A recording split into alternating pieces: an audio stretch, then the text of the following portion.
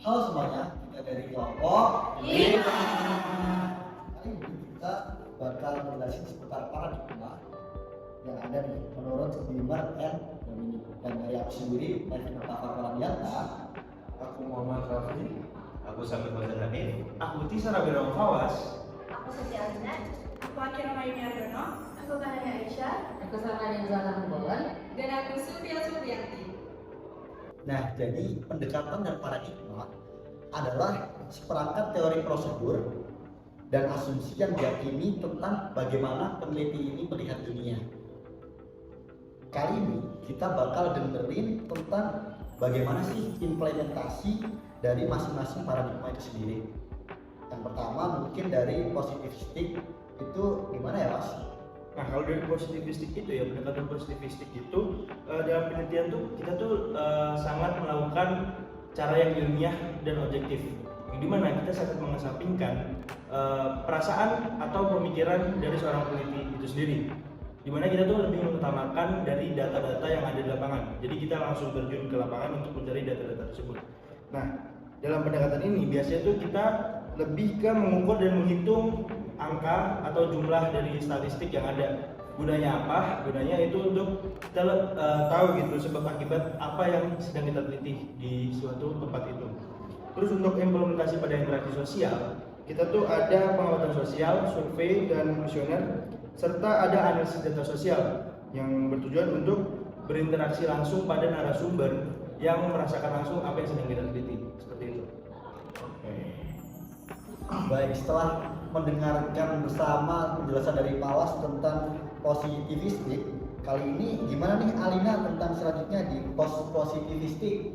Oke, jadi sebenarnya paradigma positivistik itu memperbaiki dari apa yang udah dijelasin di positivistik. Jadi dari positivistik itu ada beberapa kelemahan, di mana kelemahannya itu hanya berpacu pada hasil survei atau eksperimen secara objektif di lapangan.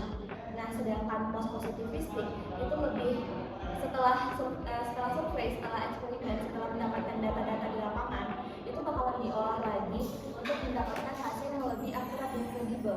Jadi bisa bisa dipertanggungjawabkan, jadi hasilnya itu bukan sekedar survei aman. Nah, implementasinya dalam suatu penelitian itu misalnya gini, kita melakukan penelitian di suatu daerah atau suatu wilayah.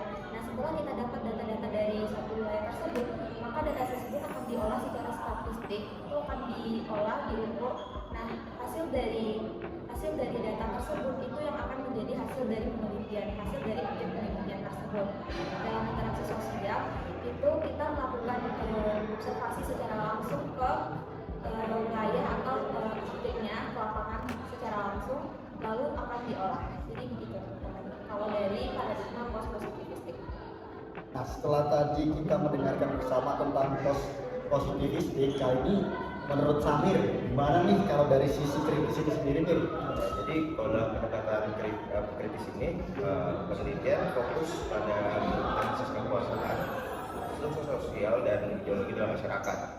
Nah, ini juga mendorong perubahan sosial dan keadilan. Dalam pendekatan ini kita sering menggunakan metode kualitatif dan refleksi terhadap peran peneliti, kritik terhadap status quo dan analisis data juga diuji dalam metode ini. Tujuannya adalah memahami dan mengubah dinamika sosial dengan cara yang lebih adil. Sebagai implementasinya, ini contoh misalnya terdapat analisis kritis tentang representasi media kelompok minoritas. Dalam contoh ini, pendekatan kritis digunakan untuk menganalisis perwakilan media terhadap kelompok minoritas. Dengan ini tidak hanya menganalisis apa yang terjadi, tetapi juga mengeksplorasi faktor-faktor yang mungkin mempengaruhi representasi tersebut dan mempertanyakan aspek-aspek sosial dan struktural yang terlibat.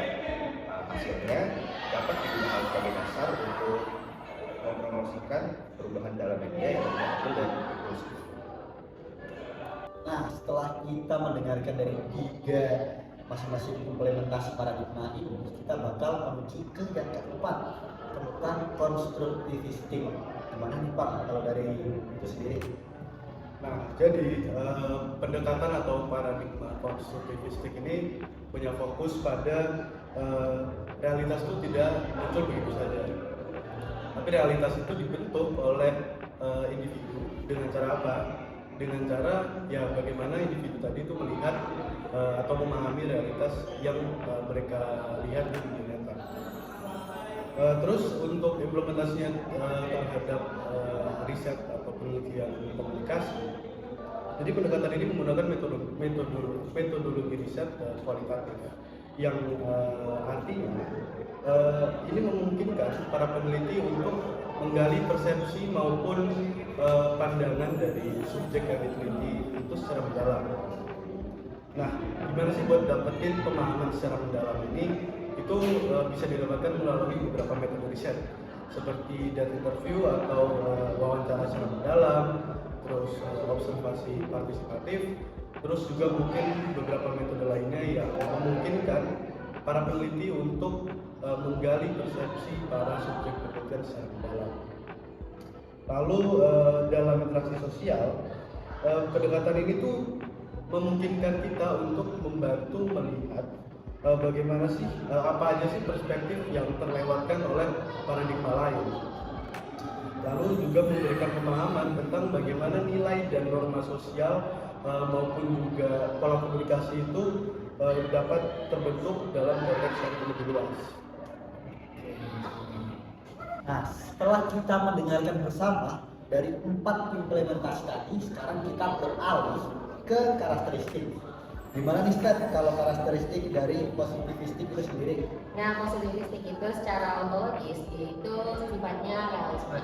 Jadi dia berdasarkan oleh ilmu-ilmu yang udah ada di bumi dan dia bersifat universal. Secara epistemologis, diri peneliti itu berada di luar dari data penelitian yang digunakan karena sifatnya objektif. Secara psikologis, nilai moral itu juga tidak dihitung karena itu akan menyebabkan hasil penelitian bersifat subjektif, itu jadi dihindari.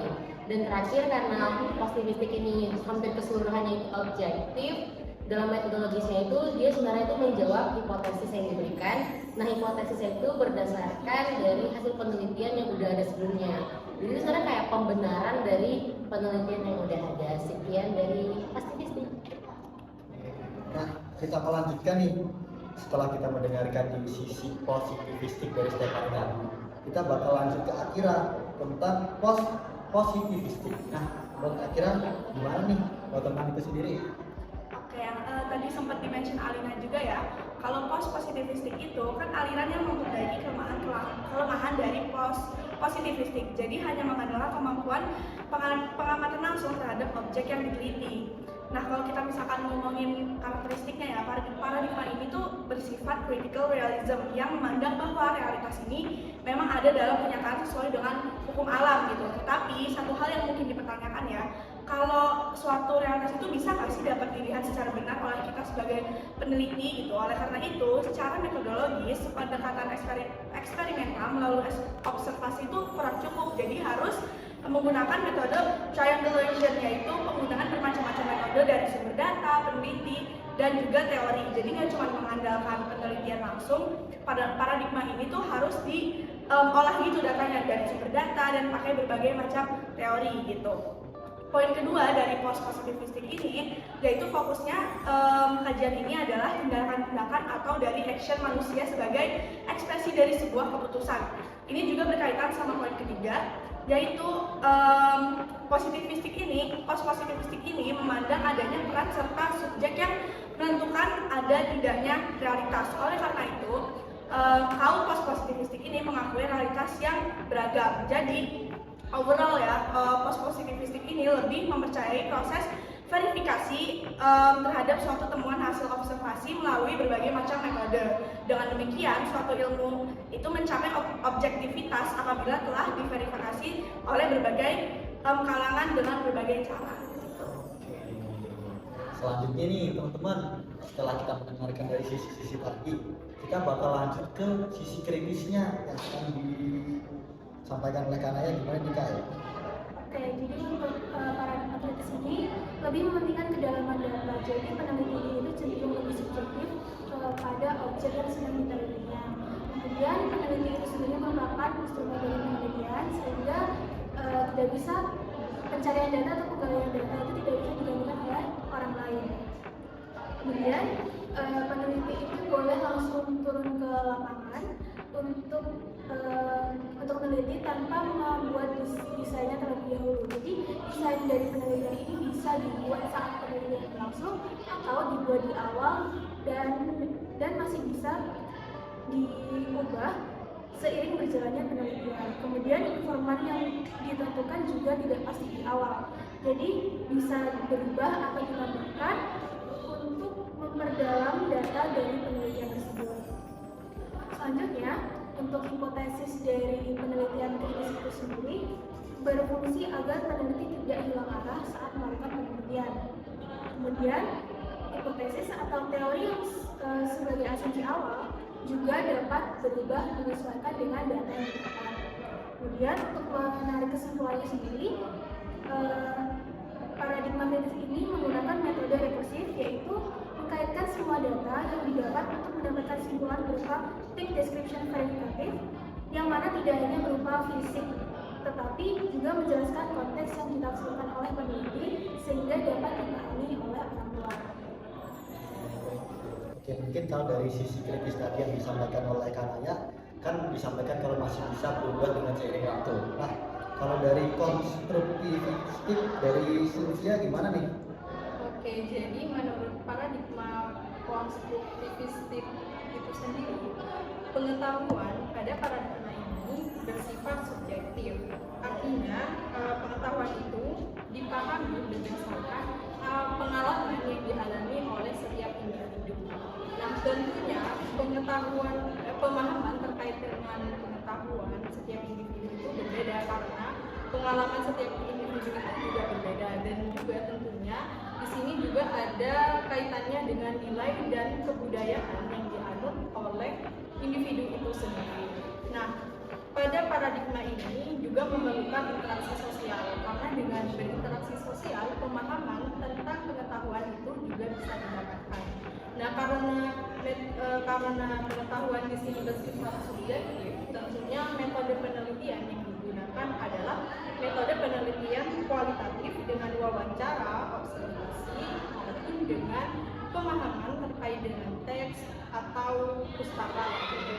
Nah, yang tidak kalah pentingnya, pengetahuan menurut paradigma ini, pengetahuan itu bisa berubah seiring dengan berjalannya waktu dan juga pengalaman baru yang didapatkan oleh setiap individu. Itu saja dari aku. Selebihnya aku kembalikan kepada moderator. Oke, thank you. Nah, jadi teman-teman, kesimpulan dari kelompok 5 tadi ini adalah masing-masing paradigma itu lahir sebagai penyempurnaan dari para teoritis terhadap paradigma sebelumnya, seperti yang sudah dijelaskan dari kami kelompok 5 tadi. Dan sekian yang bisa kita sampaikan, and See you.